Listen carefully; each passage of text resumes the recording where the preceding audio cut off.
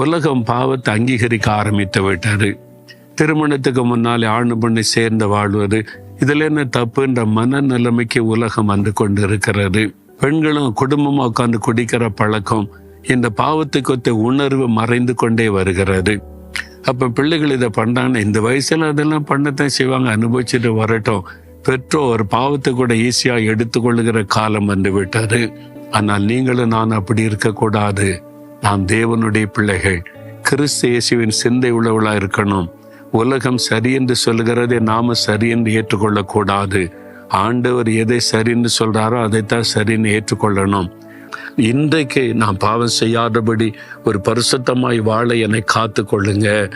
இயேசுவே, நீர் பரிசுத்தமுள்ளவராய் இருக்கிறதே போல நானும் என் நடக்கைகள் எல்லாவற்றிலும் பரிசுத்தமா இருக்கணும். சுத்தவானாக என்னை காத்துக்கொள்ள கிருபை தாங்க. நீங்க என்னை பாதுகாத்து நடத்துங்க. என்னுடைய கரத்தில் ஒப்பு கொடுக்கிறேன். இயேசுவின் நாமத்தில் ஜெபிக்கிறேன். ஆமேன்.